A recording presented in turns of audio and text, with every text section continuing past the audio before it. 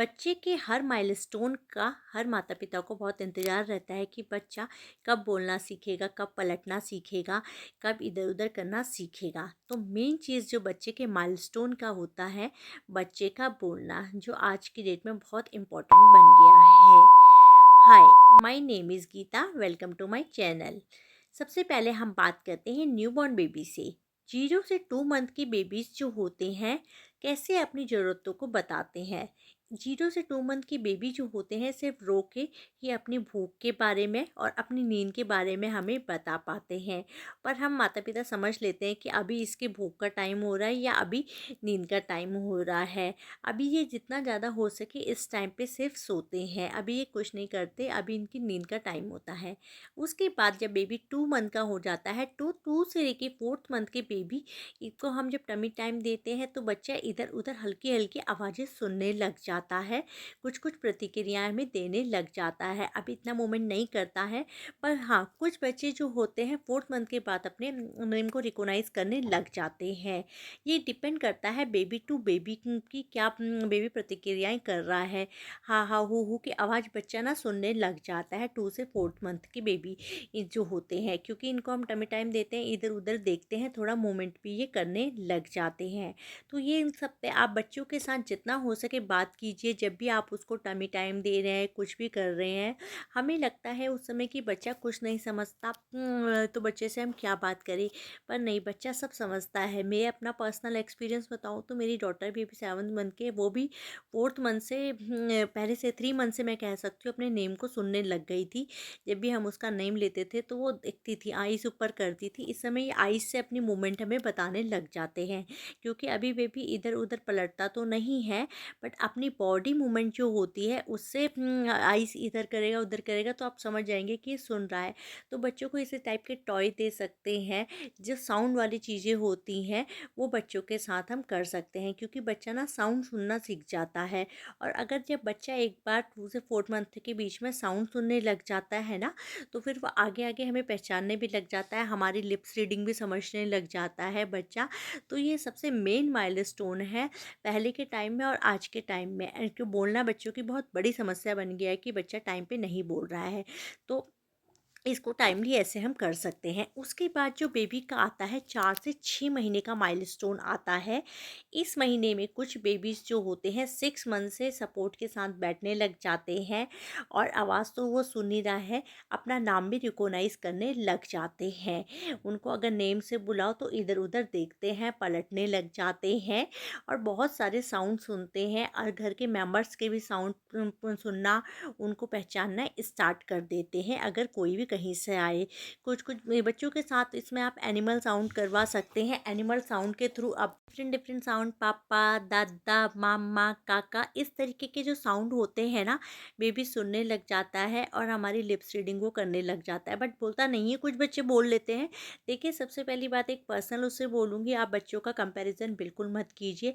हर बच्चा अलग होता है, हर बच्चा अपने टाइम से कर लेता है। ऐसा नहीं है कि कोई बच्चा नहीं कर सकता। कुछ बच्चे जल्दी कर लेते हैं, कुछ बच्चे लेट होते हैं, तो आपको पैनिक करने की ज़रूरत नहीं है। बस उसकी माइलस्टोन के साथ आपको उसको हेल्प करने की अचीव करें। सबसे बड़ा रोल होता है जो माँ का आ जाता है, बच्चों को हेल्प करने की, वो अपना माइलस्टोन टाइम से अचीव कर लें।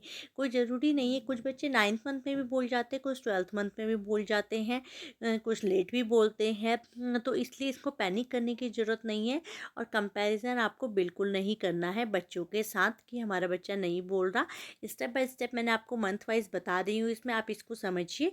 उसके बाद आप अपने बच्चों के साथ देख सकते हैं कि बच्चा क्या कर रहा है या नहीं कर रहा है।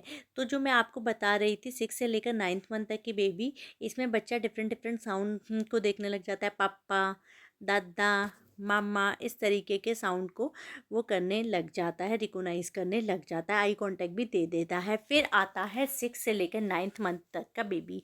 इसमें बच्चा बैठने लग जाता है, क्रॉलिंग करने लग जाता है, अपनी चीज़ों को पहचानने लग जाता है। कुछ कुछ बच्चे इस नॉइज में पापा नाना भी बोलने लग जाते हैं, हल्के हल्के साउंड बोलने लग जाते हैं, पापा, नन्ना, दादा, इस तरीके के कुछ कुछ बच्चे बोलते हैं। रेयरली बोलते हैं, कुछ बोलते हैं बच्चे, मैंने सुना है 9th मंथ में बच्चे बोलने लग गए हैं। तो ये बच्चे का 9th मंथ का माइलस्टोन रहता है। इसमें भी हम बच्चों के साथ आई कांटेक्ट दे सकते हैं, उनको स्टोरी सुना सकते हैं, उनको डिफरेंट डिफरेंट चीज़ों के साथ एक्टिविटी करा सकते हैं। बोलना बच्चे के लिए मेन काम होता है। हर बच्चा देखो, क्योंकि बच्चों को पहले बच्चा साउंड सुनेगा, फिर बच्चा बोलना स्टार्ट करेगा, फिर बच्चा सेंटेंस पे आएगा। ये बहुत बड़ा माइल्स इसमें बेबी समझने भी लग जाता है कि कौन उसके पापा हैं, कौन उसके मम्मी है, कौन क्या है, क्योंकि हम बच्चों के साथ डेली कन्वर्सेशन कर रहे हैं।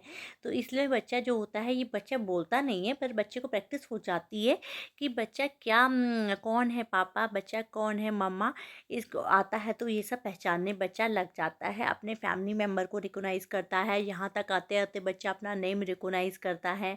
बच्चे का आप खाना लेके आओ, क्योंकि देखिए ये सिर्फ मुंह से बोलना नहीं है, अंडरस्टैंडिंग का भी काम है कि बच्चा क्या समझ रहा है। बच्चे को आप खाना खिला रहे तो बच्चा समझने लग जाता है कि खाने का टाइम हो गया है। बोलना ही मेन नहीं है, बच्चे की अंडरस्टैंडिंग का भी साथ साथ रोल होता है। बच्चा अंडरस्टैंड करता है तो धीरे धीरे सुनने के बाद, समझने के साथ बच्चा फिर बोलना शुरू कर देता है।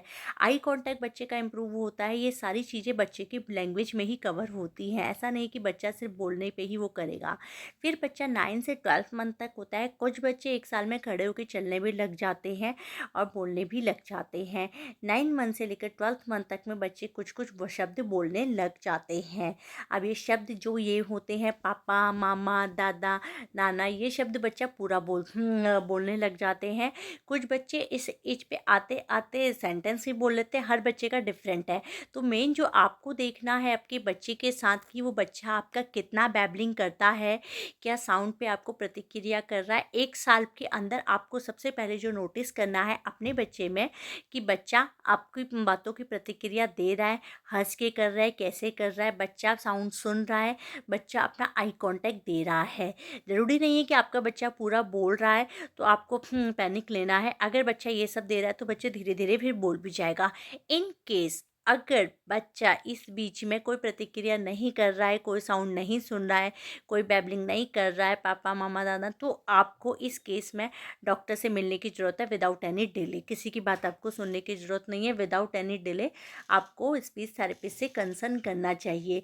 ये मैं पर्सनल आपको बताना चाहूँगी। आजकल बहुत ज़्यादा बोलने की समस्या हो गई है। आपको नहीं वेट करना कि क्यों नहीं बोल रहा, बोल जाएगा, ठीक है, टाइमली बोल जाएगा। बट ये सारे अगर आपको इंडिकेशन मिलते हैं तो आप एक बार स्पीच थेरेपी से ज़रूर मिलिए, क्योंकि हर बच्चा अलग होता है। कुछ जल्दी करता है, कुछ लेट करता है। बट आप ये सारे साउंड अपने बच्चे में देख लीजिए कि बच्चा 1 साल के अंदर आपकी बातों को रिकोनाइज़ कर रहा है, साउंड सुन रहा है, कैट का साउंड सुन रहा है, देख रहा है, ऑब्जर्व कर रहा है या नहीं कर रहा है। ये सारी चीज़ें आप ज़रूर देखिएगा, नोटिस कीजिएगा, क्योंकि ये मैं भी अपना पर्सनल आपको एक्सपीरियंस शेयर कर रही हूँ। मेरी डॉटर भी अभी 7 मंथ की है।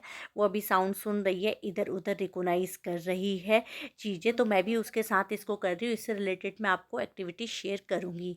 क्या आपको चीज़ें रोज़ करनी है, बच्चे से रोज़ बातें करनी है, कहानी सुनानी है, उसको डिफरेंट डिफरेंट म्यूज़िक सुनाना है। और प्लीज़ मेन चीज़ जो बच्चों के साथ है, पर्सनल, उसे मोबाइल बिल्कुल नहीं देना है। बच्चे को मोबाइल देने से बिल्कुल नहीं देना है। बच्चे को स्क्रीन से बच्चे को अवॉइड करना है।